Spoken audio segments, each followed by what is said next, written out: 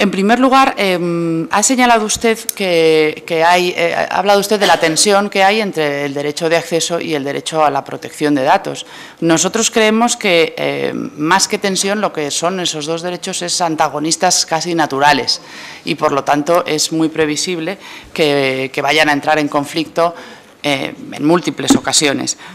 Me gustaría saber cuál es su consideración, ya que no lo ha mencionado,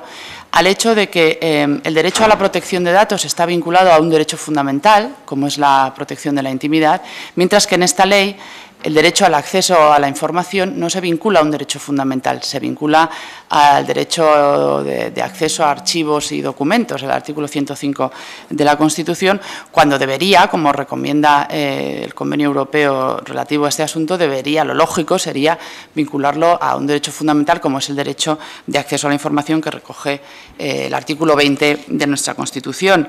El hecho de que no haya esa vinculación a un derecho fundamental, el hecho de que no sea una ley orgánica, de entrada, desde nuestro punto de vista, lo sitúa en inferioridad de condiciones cuando se produzca ese conflicto y ese antagonismo que se va a producir de manera natural. A mí me gustaría que usted se manifestara con toda precisión sobre si usted cree que se debe vincular el derecho de acceso a un derecho fundamental como el derecho a la información o no.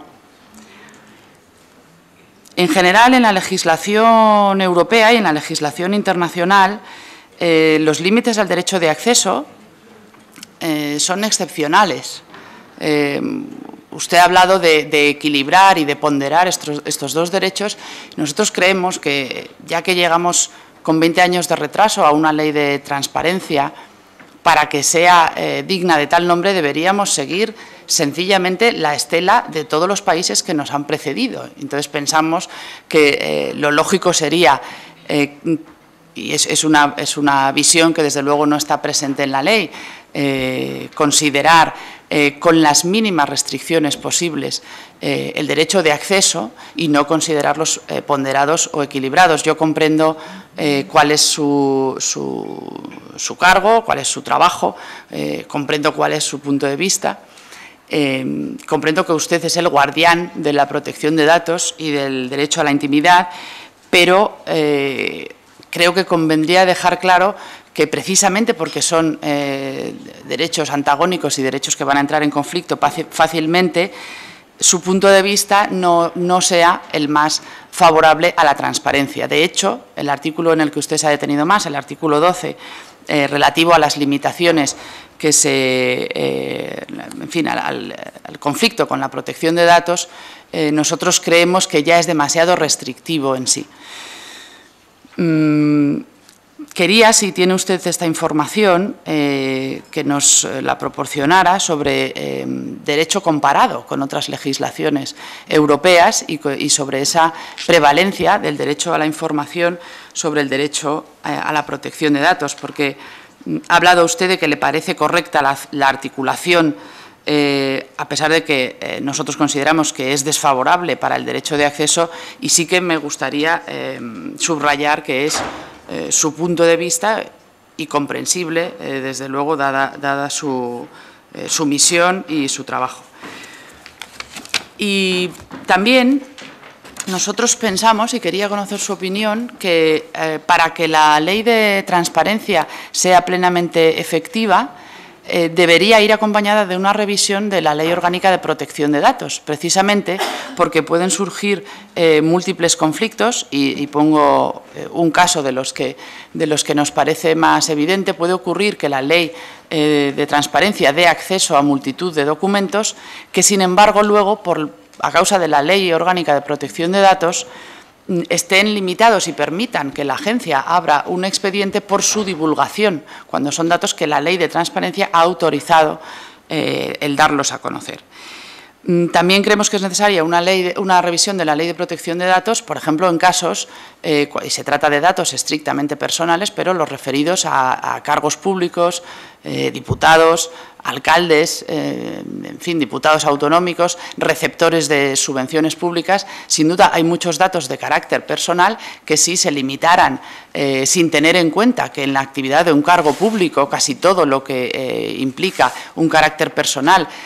tiene interés y tiene relevancia pública y relevancia política,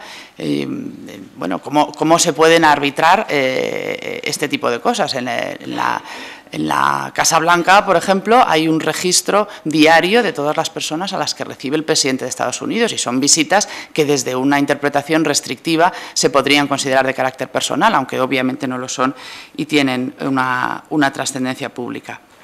Aunque en el derecho comparado se puedan encontrar algunas configuraciones no del todo coincidentes en el detalle con la que se recoge en este proyecto, no es posible, porque no hay una posibilidad de predeterminar en un proyecto legislativo todos los elementos que se han de tener en cuenta para resolver los eventuales supuestos de tensión o de conflicto entre protección de datos y acceso a la información o transparencia. Hay que tomar en consideración las circunstancias concurrentes en cada caso concreto y hay que valorar, por un lado, el interés público que existe en el acceso a la información, cuál es el peso, cuál es el valor de ese interés en el acceso a la información en el caso concreto, y de otro lado, cuál es el grado de afectación que se produce a los derechos de las personas si se difunde esa información. Y la Ley Orgánica de Protección de Datos, en su artículo 11.2, prevé que otra ley puede determinar aquellos supuestos en los que se podrá ceder información personal, datos personales, sin necesidad del consentimiento. Y existen en nuestro ordenamiento una pluralidad de leyes sectoriales que, haciendo uso de esta previsión y insertándose sistemáticamente, regulan los supuestos, las condiciones y los límites en los que cabe ceder información o tratar datos personales sin necesidad del consentimiento. Yo creo que en mi intervención, quizás tiene usted toda razón y habida cuenta de la responsabilidad que ejerzo, existe cierta inclinación en la valoración. No es esa mi percepción y lo que pido es que tampoco se parte de un prejuicio sobre cuál va a ser mi valoración. Creo que en mi intervención he dejado muy claro que no debe haber automatismos, que todos los supuestos de concurrencia o de colisión de derechos deben de resolverse mediante una ponderación con arreglo al principio de proporcionalidad, determinando cuál, atendiendo a las circunstancias del caso concreto y a los derechos e intereses en juego, debe de prevalecer. ¿Debería introducirse como un derecho fundamental? Pues probablemente mi disposición, mi respuesta sería que sí. Ahora, si usted me pregunta si, con arreglo a la Constitución española actual, vigente, es un derecho fundamental, pues he de decirle que tengo dudas. También conocerá, siempre que se ha planteado esta cuestión ante el Tribunal Constitucional, pues ha rechazado los recursos de amparo por considerar que no es un derecho fundamental. En la práctica, yo creo que lo importante es cómo se articula en este proyecto la relación entre el derecho de acceso o la transparencia, la publicidad activa y el derecho a la protección de datos. Por cierto, sí, derecho fundamental, no un derecho vinculado a otro derecho fundamental, sino derecho fundamental independiente, como ha señalado el Tribunal Constitucional. y, por tanto, no es tanto una cuestión de construcción abstracta, sino de construcción práctica, de en qué medida se prevé que la protección de datos ha de ceder en aras del acceso a la información o de la transparencia de la actividad pública. Es decir, no creo tampoco que hasta ahora, ni que en el futuro, la protección de datos sea un obstáculo para la transparencia. Es decir, les decía en mi intervención que soy consciente de que existe esta percepción en la opinión pública. Creo que es una percepción errónea, en gran medida porque, como les decía también, se utiliza muchas veces la protección de datos indebidamente y sin consultar a la agencia para denegar accesos a informaciones. Y esto sí que ha generado esta percepción, pero es una percepción infundada. Y en la medida en la que exista una ley que articule un mecanismo de acceso a la información y que, por lo tanto, si se deniega en aras de preservar la protección de los datos personales, deberá motivarse, se pondrá fin a esta práctica infundada de invocación genérica de la protección de datos como límite, porque deberá de responderse motivadamente en el caso concreto por qué se niega. Convendrán conmigo en que hay muchos supuestos en los que los datos que obran en poder de la Administración, datos de todos nosotros, si se hacen públicos, se estaría causando un grave perjuicio